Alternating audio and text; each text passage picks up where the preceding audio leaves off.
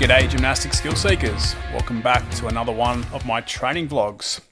For those of you who've been following along, you might have noticed that I didn't post a vlog last week, and that was partly because I didn't stick to the program last week.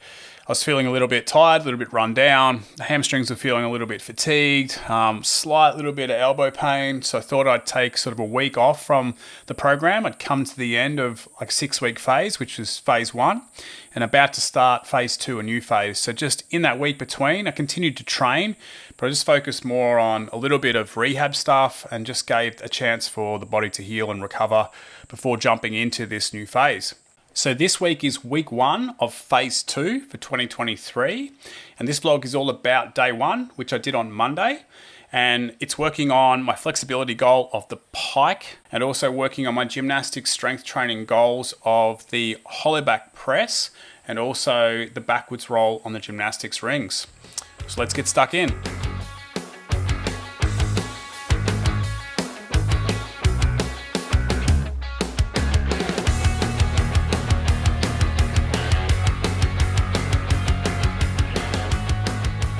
So starting out with the flexibility, I'm going to be putting Pike flexibility on day 1.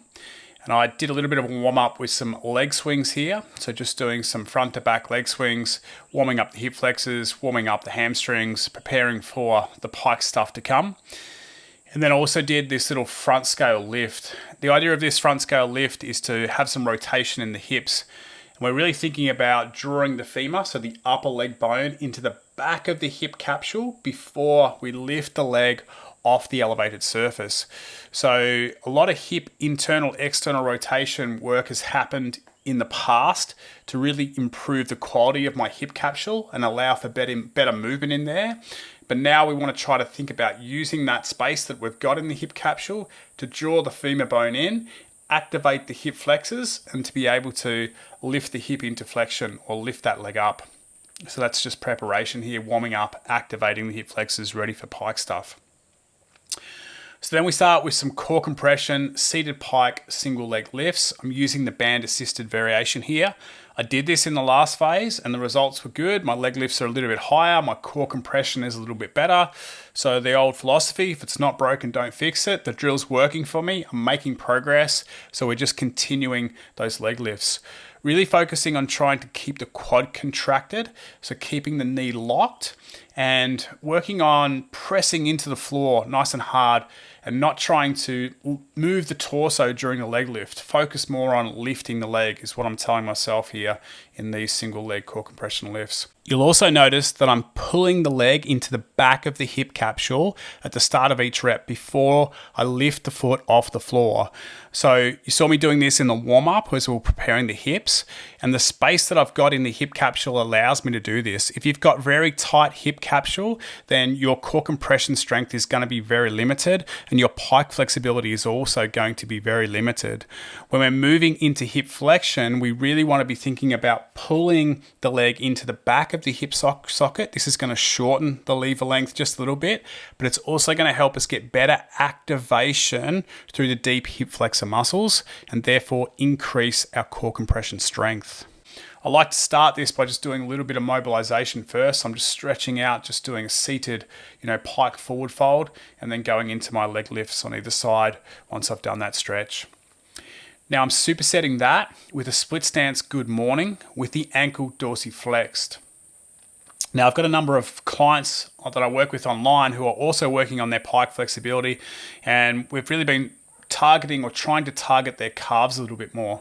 I've noticed that they've got really tight calves and this is limiting their ankle dorsiflexion. So a couple of weeks ago, I put together this video along with a half lift calf raise, which I'll talk about in a minute. And putting together these videos, these exercise demos that I have on YouTube, I would typically do 3 sets and I would film from different angles to be able to put together this tutorial. So I'm doing 3 sets of this split stance Goodmorning with my ankle elevated, and then I'm doing 3 sets of the calf raises, and then I'm going into my own flexibility work and stretching out my Pike. And I noticed that my head to toe dramatically improved after doing or preparing these videos for my clients in that same workout session. So I said this to my mobility coach. I'm like, I'd really like to put these two exercises into the program because I think me stretching out my calves before I go into the head to toe stretch is going to be really helpful and allow me to progress deeper into that head to toe.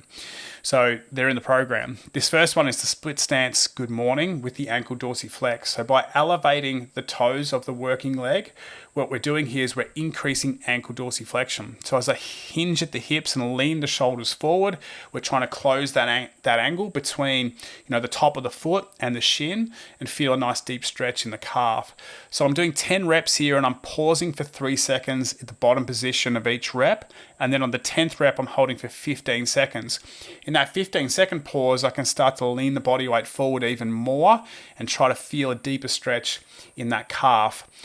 Obviously, I'm trying to maintain a flat back here and work to having the torso parallel to the floor. But the primary goal is flat back. Secondary goal is the range of motion. So we don't sacrifice the primary goal to accomplish the secondary goal. And just starting to improve that, really feel this deep in the calves for me, and it really helps release the calf before I get to the head to toe. So that's a superset, the core compressions, single leg lifts, and the split stance good morning, 3 rounds of that. Then I'm moving into the half calf raise, standing single leg weighted. So this is another exercise I've been playing with. I got this one from Emmet and his modern methods of mobility, sorry. So we're doing a half calf raise here. So what we're trying to do is we're just trying to go from the foot being parallel to the floor, sinking the heel down, pausing and holding for 3 seconds, and then raising just to parallel again. That bottom half of the calf raise really sort of hits into the Achilles tendon, and that can be really tight. I've spent years of running when I used to train for triathlons and marathons, and it's a lot of sort of partial range ankle, flexion and extension. So I've got tight calves, and I noticed that in my flexibility training. So this half calf lift is just a great way to stretch out that Achilles. And the first week that I did this, my calves was probably sore for 3 or 4 days. If you follow my newsletter, the Sustainable Training Method, the newsletter that I send out weekly, I talk about some of my training in there, and I spoke about doing this little circuit of the foot elevated good mornings and the half calf raise, and then having DOMs in my calves for the next sort of 3 days. So this was a good little exercise to increase, again, the range of dorsiflexion in the ankle before I move into the head to toe pulses, which is the exercise I'm supersetting this with. So now in my setup for that head to toe pulses, I'm really sort of thinking about the split stance good morning and setting up by pulling myself down into that position and deeper. Can I get my nose to touch my knee? Can I get my nose to touch my leg below my knee? And really focusing on that pelvic tilt. How much anterior pelvic tilt can I get there? Then I start to rock forward, so I'm starting to take the ankle into more dorsiflexion as I rock forward. And I'm also trying to think about that femur sinking into the back of the hip capsule again. Can I suck that femur in, which is going to allow me to get better contraction through the hip flexors and pull me deeper into that forward fold or that head to toe. So the way I set this up makes a difference to how effective or how deep I can go in the head to toe. Again, I'm starting to work with sort of the fist, and as I start to warm up, I'm trying to just go lower and lower so that the number of fingers between my head and my big toe is getting less, and just working on those sort of pulses. They're not too fast. I'm actually trying to think about using the hip flexor and the anterior chain muscles to pull me down into that position and then relax, pull down, relax, pull down, relax. I'm doing 45 pulses on each side, and it's 3 sets of this. With the calf raises, it's 10 to 12 reps on each side at the moment, 3-second pause at the bottom, and then a 15-second pause on the final rep there to stretch out the calves. And that's virtually my Pike flexibility session for day 1 right now. And I'm looking forward to seeing that progress. I've made good progress in phase 1 of this year with my head to toe, but I'm also feeling that, keeping this program up for the next 6 weeks, I should be able to hopefully get the head to toe, or definitely get a lot closer with this one. So stay tuned. So after that, I move into a pretty extensive gymnastics strength warm-up. It's about 12 different exercises that I run through, and it's only 1 set of each exercise. I will get to making a video about the warm-up later on in this phase, hopefully. But the idea comes from a gymnastics coach, Ruddock, and he does this thing called the daily dozen. So the idea is you choose some of the exercises that you're quite competent at, but they're also exercises that are going to assist the main part of your gymnastics goals. And you're using them to, let's say, activate certain muscles, to prepare certain muscles, to strengthen certain muscles, to get in the foundation work, okay? So all of the simple little exercises that we need to be doing, they're not so glamorous, but they're the foundations of our strength that allow us to do the more complex stuff. So these are 12 exercises I run through, and initially I was like, wow, 12 exercises, that's a lot of work. But a lot of times when I program warm-ups for my clients, it'll be like 3 rounds of 3 to 4 exercises. So when you multiply that out, that's still 12 exercises. So instead of doing multiple sets of the same exercise, we're just going through a list of 12 different exercises. And this warm-up changes depending on my current phase and sort of what's in the day. Sometimes I might have 2 different sequences that I use, so I alternate those sequences from day to day that I do my training. Other times I might just have one sequence that I'm using, and that'll be on every day that I'm doing my gymnastic strength training. But I will put together a video on that warm-up at a later date. So today's gymnastic strength session is only 2 movements. The first one is the eccentric hollow back press, or it's the eccentric handstand push-up moving into the bent arm straddle planche. So I was working on this in the last phase and definitely made some good improvements, but the idea is to continue with this. I want to be able to build the strength to do the concentric hollow back press, returning back to the handstand. So one of the best ways to do this is to work on the eccentric and to slowly start to increase the time under tension, which means slowing down the eccentric movement. It's not about moving fast, it's actually about maintaining the tension in the muscles and starting to build the connectivity. So it's not just intramuscular strength, building the strength within a particular muscle, but it's like intramuscular strength. It's how the muscles work together as a whole, as a system, to be able to increase the force output and be able to do the concentric phase of the hollow back press. So kicking up into handstand, opening the legs into a straddle sort of position. This helps with balance. It's easier to hold the handstand with the feet apart than it is to hold the feet together. It gives you more room for error as I start to do that eccentric handstand push-up, and then just really starting to control that. A good tip or a good cue that I got from a gymnastics coach in the past that I was working with was to think about like looking at the floor, and then as I lower down in the handstand, my eyes are slowly going further and further forward. So we're picking a point and we're just keeping our eyes on that, and we're allowing the angle of the body to start to change a little bit as we come down. And this really helps me by just having a focal point to look at. It gives me more stability and it allows me to control the eccentric, make it a little bit slower.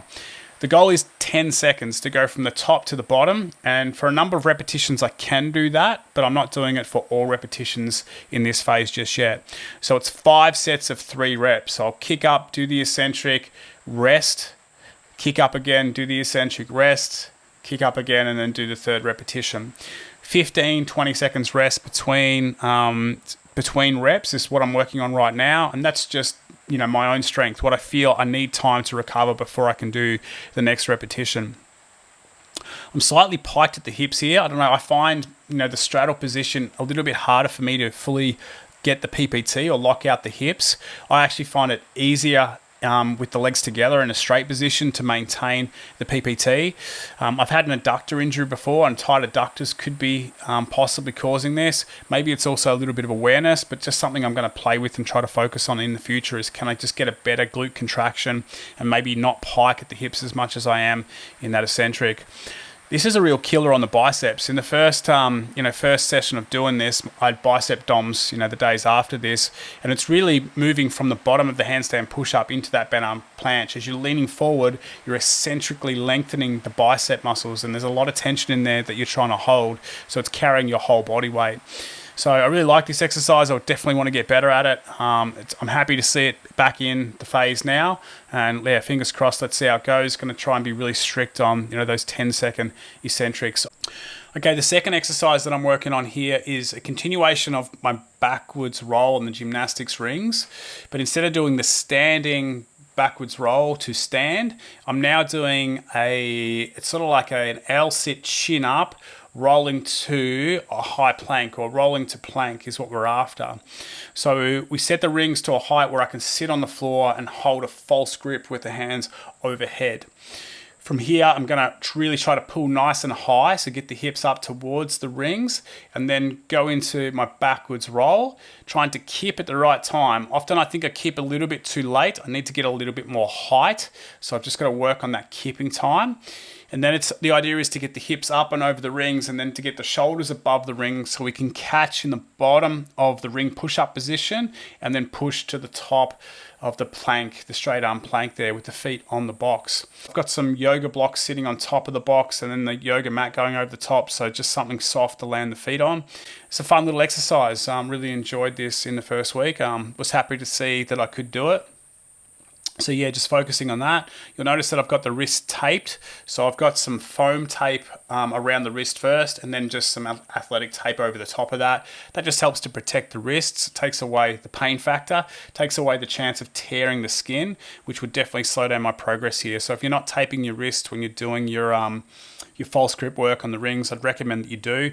You'll probably notice some improvements in your strength there, less resistance in terms of the mind thinking about the possible tearing of the skin or the pain that might happen in that false grip. It'll be interesting to see how this correlates to me going back to the back roll. Is this going to actually help? I can see what we're trying to do here, and hopefully, fingers crossed, it will be a good progression for me to practice. I have every faith in my gymnastic strength coach that this is the right thing to be doing right now.